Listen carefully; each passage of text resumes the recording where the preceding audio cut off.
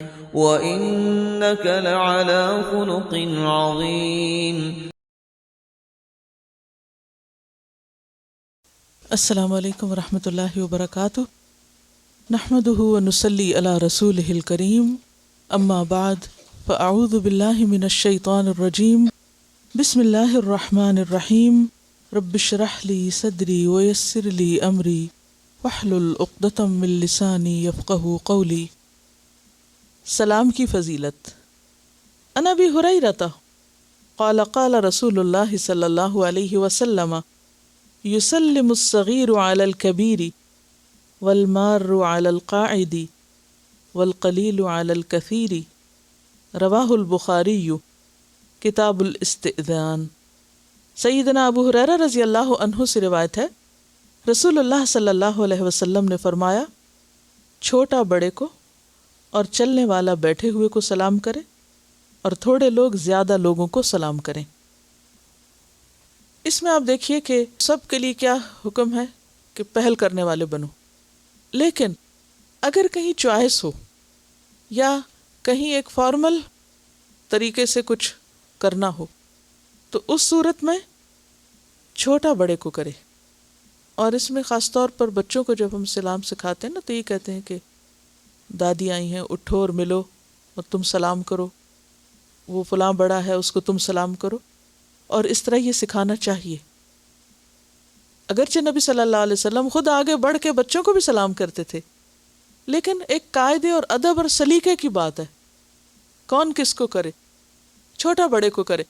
مثلاً آپ دیکھیں گھر میں بزرگ ہیں، کم سنتے ہیں، دور سے نظر نہیں آتا، ہوتا نا ایسے، ان کو نہیں پتہ چلتا کوئی آیا ہے.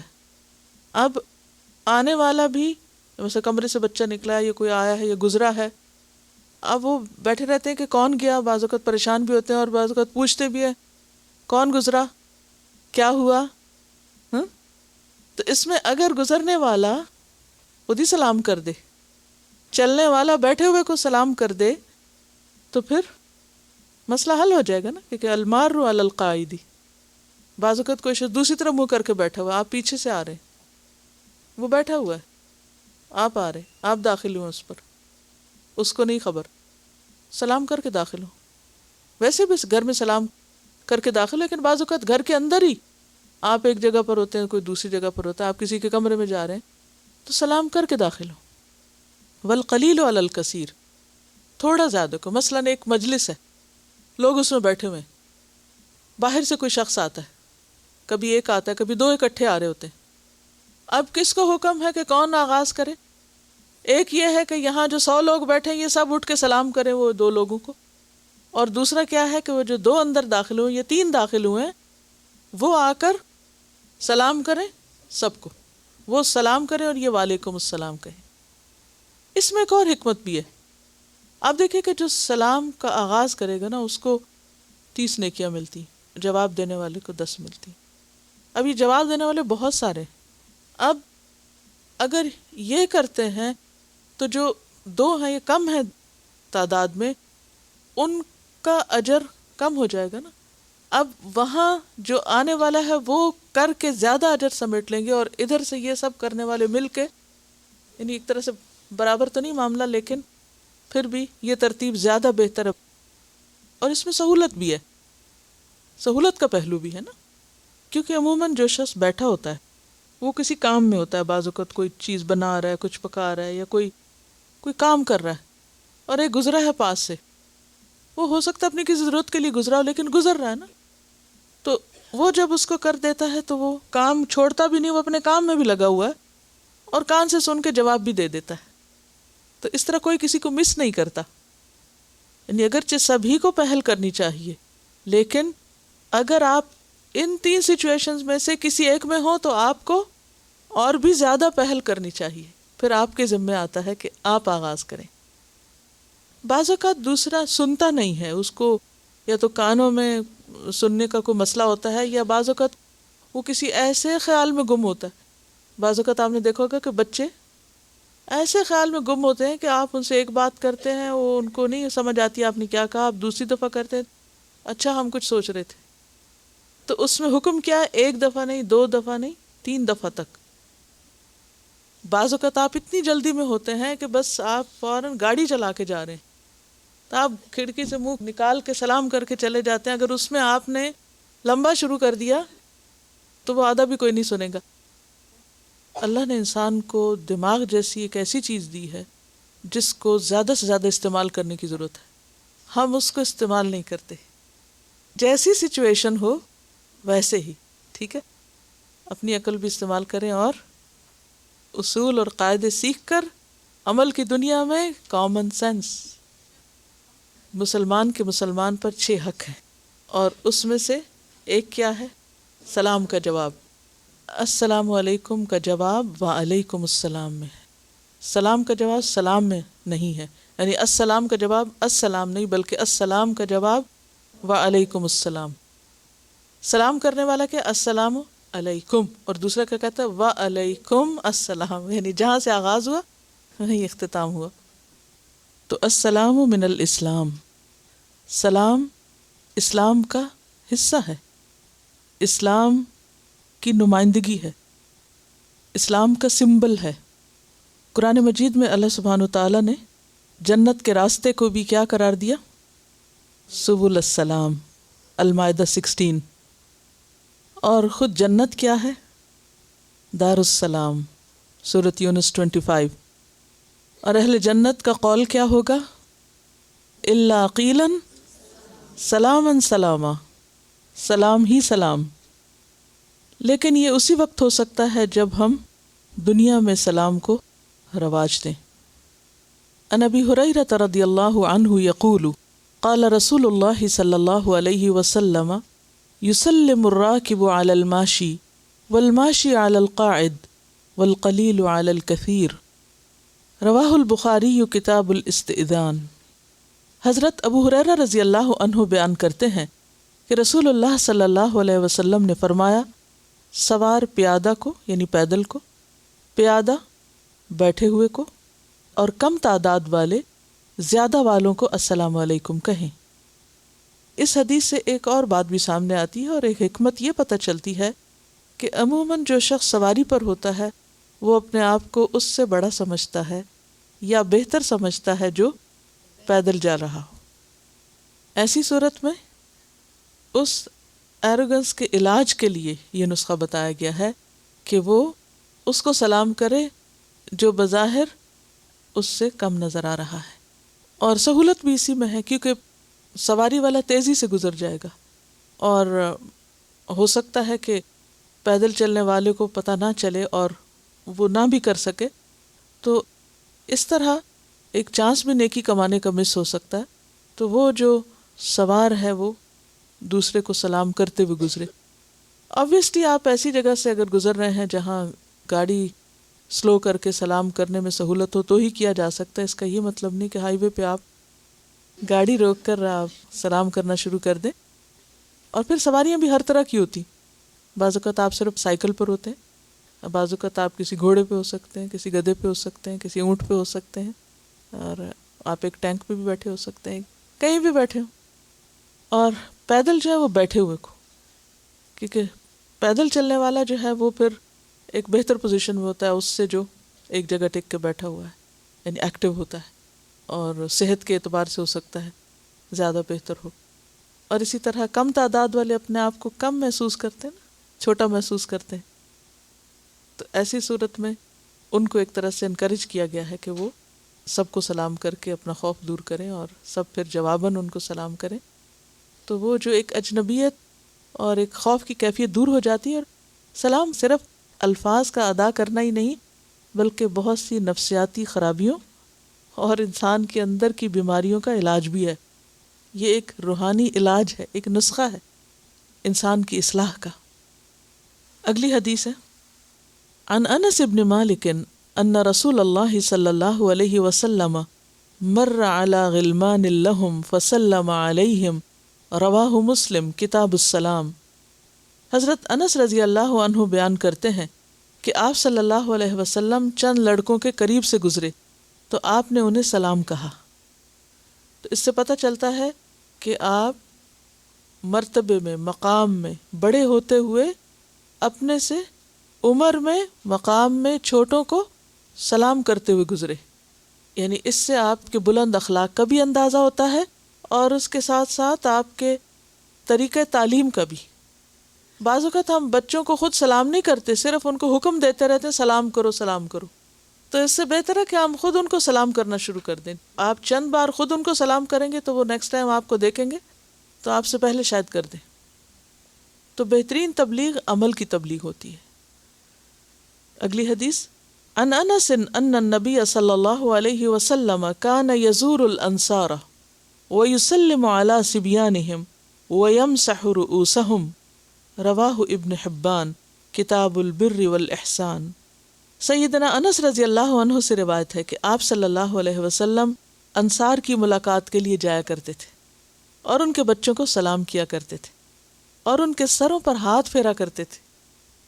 اور یہ حدیث کتاب البر، بر کہتے ہیں نیکی کو، احسان احسان، کتاب البر اور احسان میں یہ حدیث وارد ہوئی ہے. تھوڑی دیر کے لیے آپ امیجن کریں نبی صلی اللہ علیہ وسلم کسی بستی میں گئے ہیں، ان کے بچے نکلے ہوئے ہیں گلیوں میں، جو بھی ان کو ملتا ہے آپ خود ان کو آگے بڑھ بڑھ کے سلام کر رہے ہیں اور پھر ان کے سروں پہ پیار بھی کر رہے ہیں. کیا سین ہوگا، کیا انداز ہوگا. اور ہم اپنے رویوں پہ غور کریں کہ اگر ہم اپنی دوست سے ملنے جاتے ہیں تو ہمیں نہیں یاد رہتا کہ اس کے بچے بھی ہیں، اور ان کو بھی ذرا بلا لیں اور ان کو بھی گود میں بٹھا لیں اور ان کو بھی پیار کر لیں یا ان کا بھی حال پوچھ لیں. عام طور پر بچوں کو اگنور کر دیا جاتا ہے، لیکن نبی صلی اللہ علیہ وسلم بچوں کے ساتھ محبت کے اس تعلق سے بچوں کے ایمان کو مضبوط کر رہے ہیں، آئندہ جنریشن کو تیار کر رہے ہیں جو ایک برج بنے گی آپ کے اور اگلی جنریشن کے درمیان. ایک اور صحابی کے بارے میں آتا ہے کہ آپ ان کے گھر پہ تشریف لے گئے، ان کے کنویں سے پانی نکالا اور پانی منہ میں بھر کے اس کے اوپر پھوار ڈالی. ایک پیغمبر ہیں اور بچے کے ساتھ کھیل رہے ہیں. ہم تو اتنے محترم اور مکرم ہو جاتے ہیں کہ کوئی شرارت کرنا ہی بھول جاتے ہیں. تو حدود کے اندر رہتے ہوئے بچوں سے پیار اور ان کے کھیل میں شریک ہو جانا، یہ بھی نبی صلی اللہ علیہ وسلم کی سنت ہے. آپ کا کوئی کام حد سے باہر نہیں ہوتا تھا، کسی غلط چیز میں شریک نہیں ہوتے تھے، لیکن حدود کے اندر رہتے ہوئے لوگ بھی آپ کی کمپنی میں ریلیکس ہوتے اور آپ بھی ان کو ریلیکس کرتے. یہی اسوہ حسنہ ہے.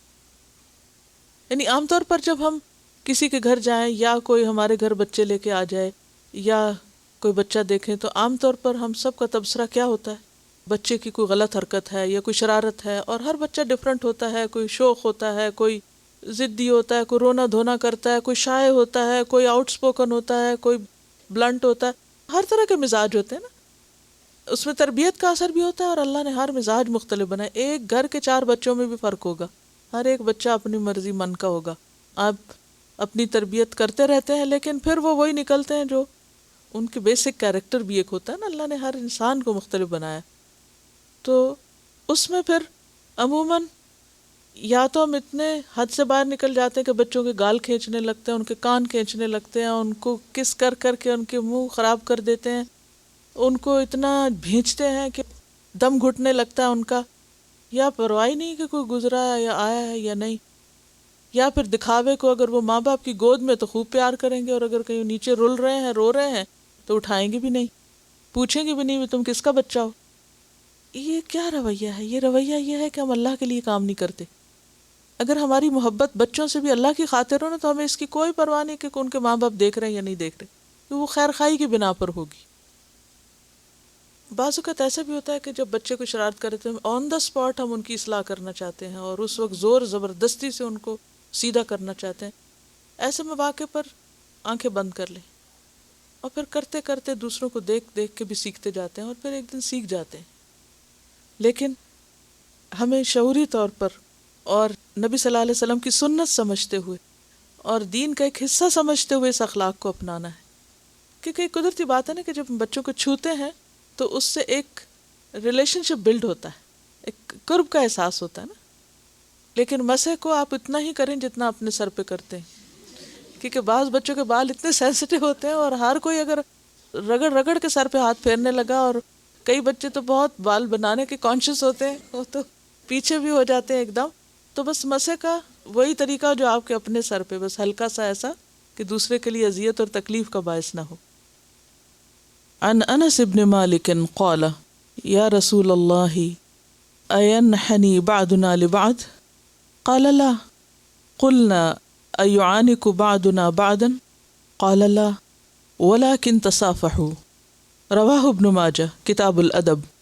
سیدنا انس ابن مالک رضی اللہ عنہ سے روایت ہے کہ انہوں نے کہا، اے اللہ کے رسول صلی اللہ علیہ وسلم، کیا ہم میں سے بعض کو جھک کر ملے؟ آپ صلی اللہ علیہ وسلم نے فرمایا، نہیں۔ ہم نے کہا، کیا ہم میں سے بعض کو گلے ملا کریں؟ آپ نے فرمایا، نہیں، بلکہ مصافحہ کیا کرو۔ باہمی تعلقات اچھے رکھنے کے لیے اسلام نے ہمیں بے حد خوبصورت چیز دے دی ہے، اور وہ ہے سلام۔ اگر آپ یوں سمجھیں کہ سلام اور اچھے الفاظ کی ادائیگی سب کے لیے ہے، تو پھر جو جتنا قریب ہو اس کے ساتھ اتنا اور بھی مزید قریبی تعلق ضروری ہے۔ مثلا کچھ لوگ ایسے ہیں کہ جو آپ کے ریلیجن کے اندر نہیں، ان کے لیے بھی اچھے الفاظ کا استعمال کرنا اور ان کو بھی گریٹ کرنا اور ان کے ساتھ بھی ایک ہیلو ہائے رکھنا جو ہے یہ ضروری ہے۔ آپ صلی اللہ علیہ وسلم صرف مسلمز کے ساتھ ہی نہیں بلکہ اپنے علاقے میں بسنے والے دیگر نان مسلمز کے ساتھ تجارتی اور معاشرتی تعلقات رکھا کرتے تھے، اور اسی سے پھر دین پھیلا، اور یہی طریقہ صحابہ کرام کا رہا۔ اس کے بعد ہم دیکھتے ہیں کہ کچھ تعلق پھر ان لوگوں کے ساتھ ہوتا ہے جو آپ سے آپ کے دین میں تعلق دار ہوتے ہیں، یعنی دینی رشتہ جسے آپ کہتے ہیں کہ وہ استوار ہوتا ہے۔ دینی رشتے کے بعد پھر کچھ خونی اور خاندانی رشتے ہوتے ہیں، ان میں پھر مزید نسباً و صہرا کی بات آ جاتی ہے، ان میں اور آپ قریب آ جاتے ہیں۔ بعض اوقات وہ فزیکلی دور ہوتے ہیں تو پھر جس خاص گروپ کے ساتھ آپ کام کر رہے ہوتے ہیں وہ لوگ آپ کے قریب ہوتے ہیں، اکٹھے پڑھ رہے ہیں یا کوئی جاب کر رہے ہیں یا کوئی بھی کام کر رہے ہیں۔ اب ایسے لوگوں سے باقیوں کی نسبت آپ کو زیادہ بہتر تعلقات کی ضرورت ہوتی ہے۔ ان تعلقات میں بہتری کے لیے انسان کیا کرے، یہاں اس کا طریقہ بتایا جا رہا ہے کہ کسی بھی جگہ اکٹھے رہتے ہوئے محبت کی فضا میں کیسے جئیں۔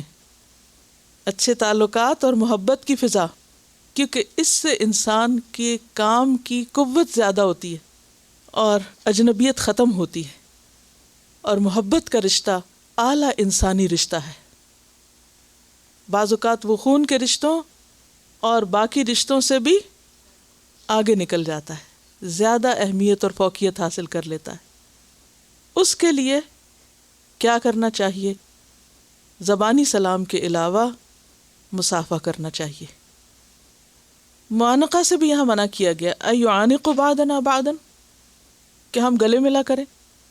اگرچہ کچھ مواقع پر جیسے دور سے سفر کرنے کے بعد ملاقات پر معانقے کی بھی بات ملتی، لیکن روز ملنے میں معانقہ جو ہے یہ مشکل میں ڈال دیتا ہے انسان کو۔ اور ایک اور بات یہ ہے کہ یہاں معانقے سے مکمل طور پہ منع نہیں کیا گیا، لیکن روز کی جو روٹین میں ملاقات ہے اس میں اس سے منع کیا گیا، اور مسافے کی حد تک ہی تعلق کافی ہے کیونکہ اس میں مشکل نہیں ہوتی۔ اگلی حدیث دیکھتے ہیں۔ عن البراء قال قال رسول اللہ صلی اللہ علیہ وسلم ما من مسلمین یلتقیان فیتصافحان الا غفر لهما قبل ان یفترقا، رواہ ابی داود کتاب الادب۔ سیدنا البراء رضی اللہ عنہ سے روایت ہے کہ رسول اللہ صلی اللہ علیہ وسلم نے فرمایا، جو دو مسلمان باہم ملاقات کریں اور مصافحہ کریں تو قبل اس کے کہ وہ جدا ہوں ان کو بخش دیا جاتا ہے۔ کس قدر خوبصورت بات ہے۔ کیا پتہ چلتا ہے کہ مصافحہ کرنا سلام کی طرح انسان کی بخشش کا ذریعہ ہے۔ سلام بھی انسان کو جنت میں لے جانے والا نا، تو اسی طرح مصافحہ بھی جنت میں لے جانے کا سبب ہے، کیونکہ گناہ بخشے جائیں گے تو ہم آگے بڑھیں گے۔ اور یہاں یہ بھی فرمایا کہ کوئی بھی دو مسلمان، یعنی کوئی خاص نشاندہی نہیں کی کہ دو نیک مسلمان آپس میں ملے یا دو بد مسلمان ملے، کوئی بھی دو مسلمان، ما من مسلمین، جو بھی دو ملے، یلتقیانی، تو ملاقات کے وقت مصافحہ کرے۔ ہاں، عورت عورت سے اور مرد مرد سے، مرد اور عورت کے مصافحے کی بات یہاں نہیں ہو رہی، کیونکہ بعض مسلمان لوگوں میں اس چیز کا بھی دوسری قوموں کو دیکھا دیکھی رواج ہو گیا ہے، اور وہ بلا تکلف مرد اور عورتیں محرم ہو یا نامحرم ہاتھ ملا رہے ہوتے ہیں. تو اس سے پرہیز کرنا چاہیے. نبی صلی اللہ علیہ وسلم کبھی کسی عورت سے ہاتھ نہیں ملاتے تھے. بیعت کے موقع پر بھی آپ عورتوں سے براہ راست ہاتھ پہ ہاتھ رکھ کے نہیں، زبانی بیعت کیا کرتے تھے. اور پھر آپ دیکھیے کہ بخشش کا وعدہ الگ الگ ہونے سے پہلے ہی، یعنی اسی وقت دیر اینڈ دین بخشش کر دی جاتی ہے. اب دیکھیے کہ بخشش کے کئی ذریعے نا بخشش حاصل کرنے کے، یا گناہوں کی معافی کے. اور یہ اتنا خوبصورت اور اتنا زبردست اجر کیوں بتایا گیا؟ کیونکہ بظاہر یہ کام آسان نظر آتا ہے، لیکن جہاں شکایت ہو جائے وہاں مشکل بھی ہوتا ہے. سبحانک اللہم و بحمدک نشہد ان لا الہ الا انت استغفرک و نتوب الیک. السلام علیکم و رحمۃ اللہ وبرکاتہ.